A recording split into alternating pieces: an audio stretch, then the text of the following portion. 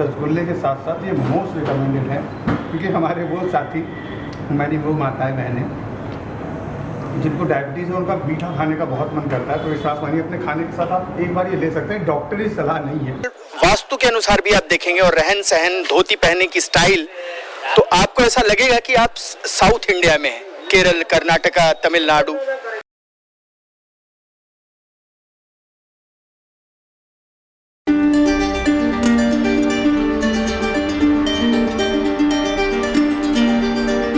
तो हम आए हैं नवदुर्गा इडली केंद्र पे, जहाँ पर सुबह का ये बहुत हेल्दी नाश्ता परसते हैं, और यहाँ पर हम आपको बताएंगे कि एक विशेष प्रकार की इडली, मतलब इडली तो इडली है पर वो विशेष व्यंजन, मतलब अलग तरीके से जो है सर्व की जाती है।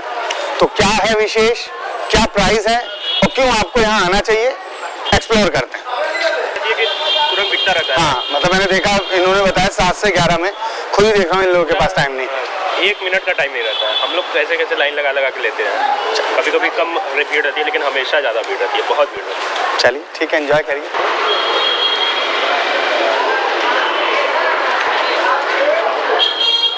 इसमें चटनी और इडली है शायद, कि सांभर भी है? नहीं, कल ये चटनी है, दाल वाली चटनी बनती है।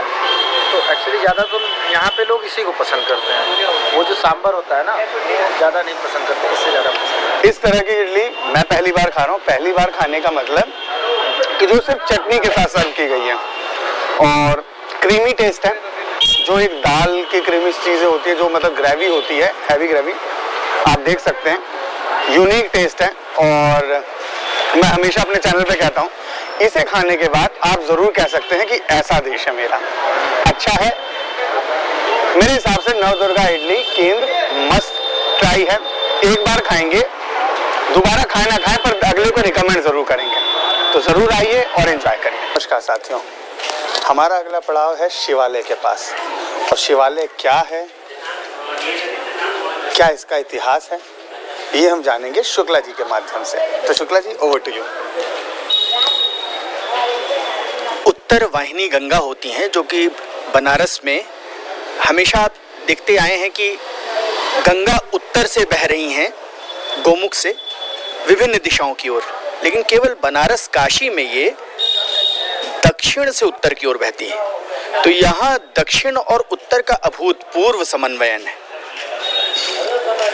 इसकी आर्किटेक्चरल वास्तु के अनुसार भी आप देखेंगे और रहन सहन, धोती पहनने की स्टाइल, तो आपको ऐसा लगेगा कि आप साउथ इंडिया में हैं, केरल, कर्नाटका, तमिलनाडु। और ये काशी कांच काम कोटिका है, जो जयेंद्र सरस्वती जी हैं, जिसके विजयेंद्र सरस्वती जी भी उसके शंकराचार्य में माने जाते हैं। तो आप इसके आर्किटेक्चरल एविडेंसेस इतने सुंदर हैं, और यहाँ का खान पान, रहन सहन, पूजा पद्धति, संस्कृति पूरी दक्षिणपंथी ही है। आप पास में आएंगे तो यहाँ पे शिवलिंग भी दिखेगा।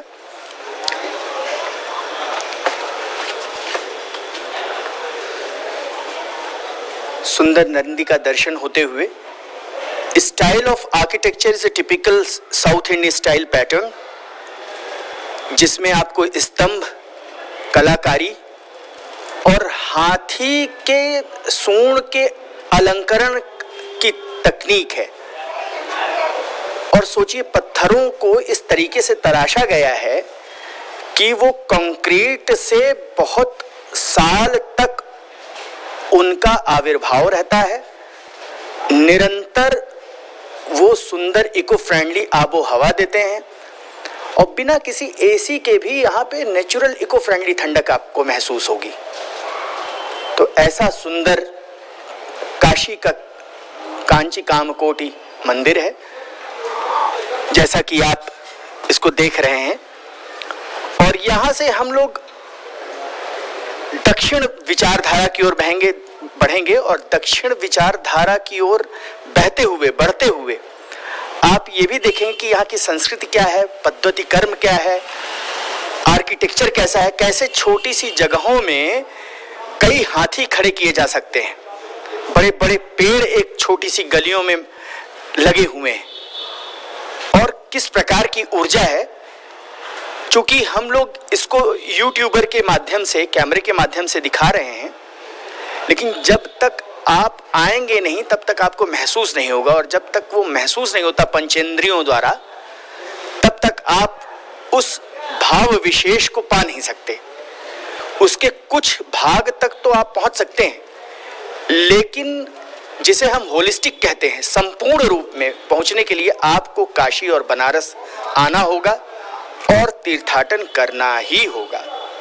घूम चुके और घूमने के साथ खाना अपना एक अलग महत्व रखता है, तो एक ज़ोरदार लंच के बाद मीठा तो बनता है और हम आ गए क्षीर सागर में।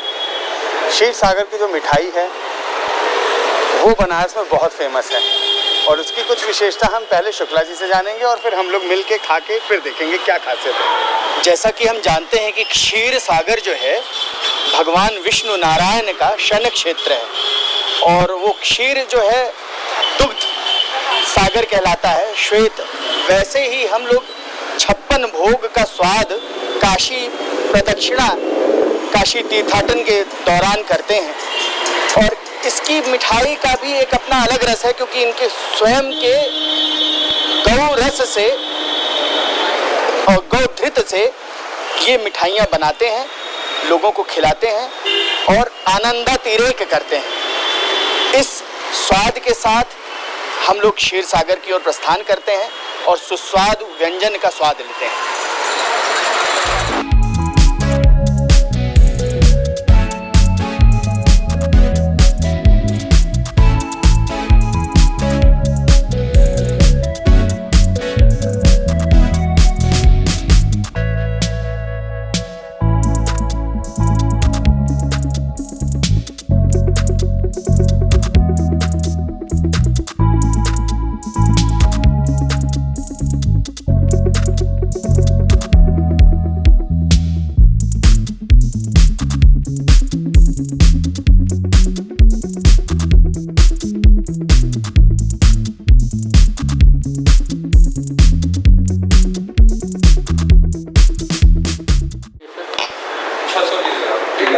दिल्ली से हूँ, नितिन मिश्रा, और हमारा यूट्यूब चैनल है जहाँ पर हम देश भर के खाने और जगहों को दिखाते हैं अपने लोगों को। आपका बहुत नाम सुना है, तो आपके यहाँ फेमस मिठाई कौन सी है? फेमस यहाँ की मिठाइयाँ रसगुल्ला, रसमलाई, छेना पाए, ये सब एक दिन का है, खाने में सब अच्छा तो जो स्वादिष्ट है। आपकी सबसे फेमस 4 मिठाई हैं वो दिखाएं। ठीक है, देखिए ये रसगुल्ला है, एक खीर में होता है, एक दिल्ली में बहुत पसंद है। अच्छा, खीर कदम तो खैर हमारे यहाँ अन्नपूर्णा मिष्ठान भंडार है दिल्ली में, और बंगाली स्वीट बहुत ज़्यादा थे, शायद बंगाली स्वीट ही है।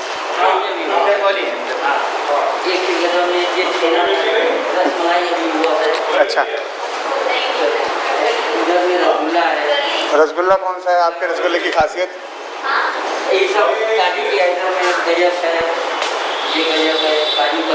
आप मतलब अपने यहाँ की वो, आप अपने यहाँ की वो मिठाई खिलाइए जो मतलब और बनारस में आप ये कहें कि हमसे अच्छी नहीं मिलती।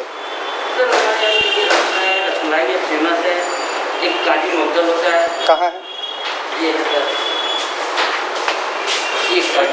टेस्ट कराइए। हाँ, इसको टेस्ट कर दीजिए।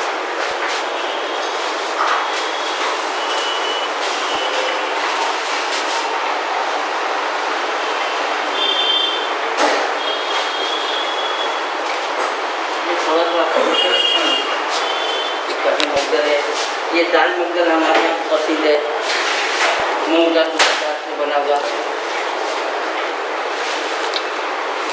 इसमें क्या क्या मिला है? ये काजू है, पिस्ता चीनी है, मैदा है और पिस्ता ऊपर से पड़ा हुआ है। ये है, ये आपका ये गुलाब जामुन है, देसी घी के। अच्छा, ये 10 रुपया पीस है। और रसगुल्ला? ये रसगुल्ले हैं जो आप बता रहे हैं फेमस। ये देखिए, ये खाएंगे तो एकदम सॉफ्ट लगेगा। टेस्ट कराएंगे? कर सकते हैं सर। अच्छा। ये एकदम सॉफ्ट है और इसको ये आपको कहीं ऐसा मिलना नहीं करेगा। तभी तो मैंने कहा कि हमें वही चीज़ दिखाएं जो कहीं और मिलेगा ही नहीं। देखिए, इसको खाएंगे तो एकदम सॉफ्ट, अभी करने से फिर अपने आप ऊपर हो जाएगा। इसी को स्पंज रसगुल्ला बोलते हैं। इससे काटने से कटेगा नहीं, दब जाएगा। लगती है। यही इसकी खासियत है यहाँ की। फेमस रसगुल्ला ही हमारे यहाँ का है। भाई मेरा रसगुल्ला खाने का तरीका थोड़ा सा अलग है, तो जिसे अजीब लगे तो उसके लिए माफ़ी, पर टेस्ट करने के लिए इसे पूरा ही खाना पड़ेगा। ठीक है। हाँ।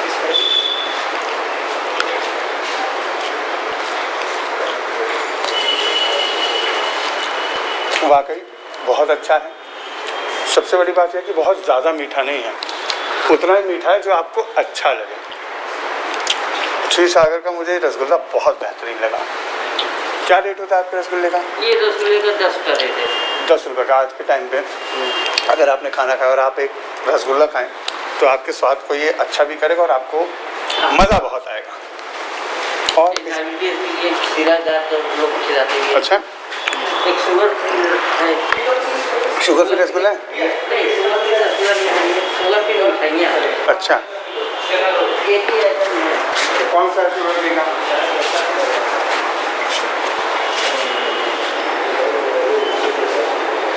ये आपका तिल।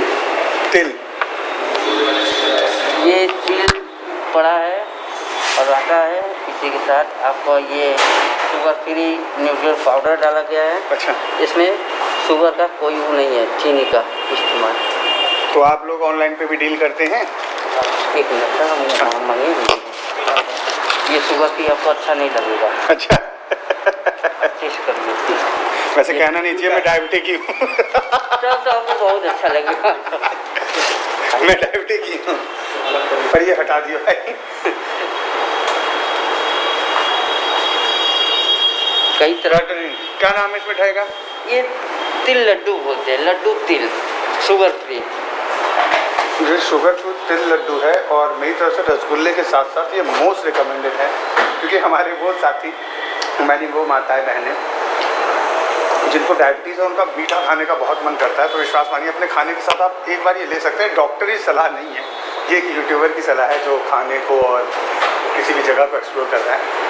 अच्छी मिठाई है, मज़ा है। तो ये है राजभोग। मैंने एक साथ बिल्कुल नहीं खाया क्योंकि मैंने कई मिठाइयाँ टेस्ट कर ली हैं।